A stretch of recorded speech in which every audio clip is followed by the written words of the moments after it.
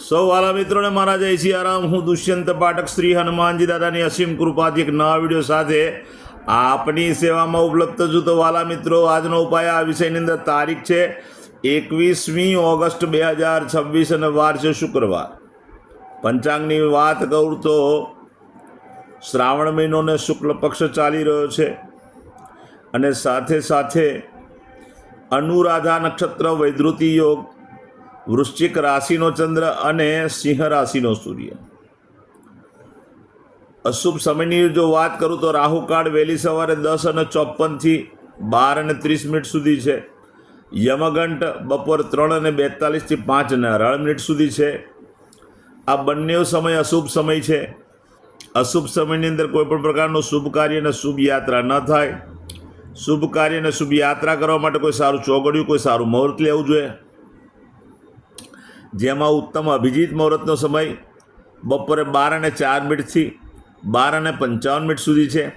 આ સમયની અંદર તમે કોઈપણ પ્રકારનું શુભ કાર્ય અને શુભ યાત્રા કરી શકો। વાત કરીશું આજના ઉપાયની, તો આજના ઉપાયમાં વહેલી સવારે સ્નાન કરવા જાઓ ત્યારે તમારે થોડી હળદર લેવાની છે, તે પાણીમાં, નાવાના પાણીમાં નાખવાની, 2 ટીપા અત્તરના નાખી દેવાના છે અને ત્યાર પછી સ્નાન કરવાનું છે। ચોખ્ખું પાણી લઈ શકાય, સાબુ શેમ્પૂનો ઉપયોગ પણ કરી શકાય। તમારું સ્નાન થઈ ગયા પછી તમારા કપડાં ઉપર તમારી પાસે સેન્ટ અથવા સ્પ્રે હોય તેનો ભરપૂર ઉપયોગ કરવાનો। તમારી પાસે દેશી અત્તર હોય તો જમણા હાથના અંગૂઠાની નીચે આ જે પહાડ છે એ પહાડ ઉપર દેશી ગુલાબનું અત્તર લગાડી ડાબા હાથના અંગૂઠાથી આ રીતે ઘસી આપવાનું છે। બસ આટલું કરી લો। ત્યાર પછી પશ્ચિમ દિશા તરફનું મુખ રાખીને સંધ્યા કાળે શ્રી હનુમાનજી દાદાને કાગભૂષણની રામાયણજીનો અને હનુમાન ચાલીસાનો પાઠ અર્પણ કરો। રાત્રે સૂતા પહેલાં પોતાની જ પથારીમાં બેસજો, પલાઠી વાળજો, ઓમ કૃષ્ણાય વાસુદેવાય હરે પરમાત્મને પ્રણત ક્લેશ નાશાય ગોવિંદાય નમોમાં આ મંત્ર યથાશક્તિ જપજો। આટલો ઉપાય કરી લો એટલે આજનો ઉપાય પૂર્ણ થશે। જે મારા વાલા મિત્રનો જન્મદિવસ 21મી ઓગસ્ટ 2026 શુક્રવારના દિવસે છે, તેવા બધા જ મારા વાલા મિત્રોને સૌપ્રથમ જન્મદિવસની શુભકામના। શ્રી હનુમાનજી દાદા તમારી મનોકામના પૂર્ણ કરે, બલબુદ્ધિ વિદ્યા આપે, તમારા પરિવારનું રક્ષણ કરે।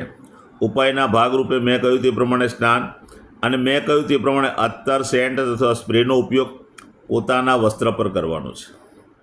આટલું કરી લીધા પછી ગૌશાળાએ જવાનું, ગાયોની પરિક્રમા કરવાની, ગાયોને લીલું ઘાસનું દાન આપવાનું, સાથે સાથે ગાયોને તમારા ઘરે જે ભોજન બન્યો તે ભોજન પણ આપી અર્પણ કરી આશીર્વાદ લેવાના। ત્યાર પછી સંધ્યાકાળનો સમય થાય ત્યારે તમારે ખાંડમાંથી બનેલી કોઈ પણ મીઠાઈ, ખાંડમાંથી બનેલી મીઠાઈ નાના બાળકોને, જરૂરિયાતમંદ લોકોને, શ્રમિકોને, ગરીબોને, વડીલોને, બ્રાહ્મણોને બધાને ભેટ સ્વરૂપ આપવાની છે। તમારી પાસે ખાંડની બનેલી મીઠાઈ ન હોય તો એક ચપટી તમે ખાંડ આપશો તો પણ તમને શુભ પરિણામ મળશે આખું વર્ષ। જેમની મેરેજ એનિવર્સરી 21મી ઓગસ્ટ 2026 અને શુક્રવારના દિવસે, તેઓ બધા જ વાલા મિત્રો સવારે સ્નાન કરી વડીલોના ચરણ સ્પર્શ કરી આશીર્વાદ મેળવી લે। ત્યાર પછી તમારી કુળદેવીના મંદિરે અથવા ઘરની અંદર કુળદેવીના નામથી એક શ્રીફળ વધેરવાનું છે। બીજું કામ એ કરવાનું છે કે તમારે ગૌશાળાએ જઈ ગાયોની પરિક્રમા કરવાની, પતિ પત્નીએ ગાયોને લીલું ઘાસનું દાન આપવાનું છે અને સાથે સાથે તમારે ત્યાં જે ભોજન બન્યું તે ભોજન પણ ગાયોને આપવાનું છે। ત્યાર પછી કોઈ પણ વૃદ્ધાશ્રમમાં, અનાથાશ્રમમાં, વિધવાશ્રમમાં જરૂરિયાતમંદ લોકોને, શ્રમિકોને, ગરીબોને, દેવ મંદિરે અથવા બ્રાહ્મણોને પૂરા સીધાનું દાન આપવાનું છે, પૂર્ણ સીધાનું। અને જ્યારે પૂર્ણ સીધાનું દાન કરો ત્યારે અવશ્ય ખાંડ અને ગોળ સીધામાં હોવો જોઈએ। બસ આટલું કરી લો। ભગવાનની કૃપાથી આખું વર્ષ ઉત્તમ રીતે તમારું પસાર થશે। મારા બધા જ વિડીયો યુટ્યુબ પર હોય છે। મારી યુટ્યુબની ચેનલનું નામ છે દુષ્યંત પાઠક।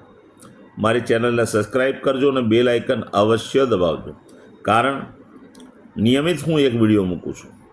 તમે બેલ આઇકન દબાવેલું હશે તો તરત જ તમારા મોબાઈલ પર નોટિફિકેશન આવશે અને તમે મારો વિડીયો તરત જ જોઈ શકશો. તેથી મારી ચેનલને સબસ્ક્રાઈબ કરજો અને બેલ આઇકન દબાવજો. મારું ઇન્સ્ટાગ્રામ, મારું ફેસબુકનું પેજ, એનું નામ પણ દુષ્યંત પાઠક છે. પ્રાર્થના કરું છું કે મારા પેજને ફોલો કરજો, લાઈક કરજો અને બધા વિડીયોને તમારા સોશિયલ મીડિયાના એકાઉન્ટ ઉપરથી શેર કરજો. કોઈ સંઘર્ષમાં ફસાયેલા જરૂરિયાતમંદ વ્યક્તિ સુધી આ વિડીયો પહોંચી જાય, બસ મારું આ જ લક્ષ્ય હોય છે. નિયમિત હું એક વાત પ્રમાણિકતાથી કહું છું કે મારો એકવાર વિડીયો જોવાથી કે એકવાર ઉપાય કરવાથી 24-48 કલાકમાં કે 72 કલાકમાં તરત જ તમને પરિણામ નહીં મળે. મારો નિયમિત વિડીયો જોશો અને નિયમિત ઉપાય કરશો તો હું વિશ્વાસ સાથે કહું છું તમારા જીવનમાંથી સંઘર્ષ, દુઃખ, પીડા, ચિંતા, ટેન્શન બધું ઓછું થશે.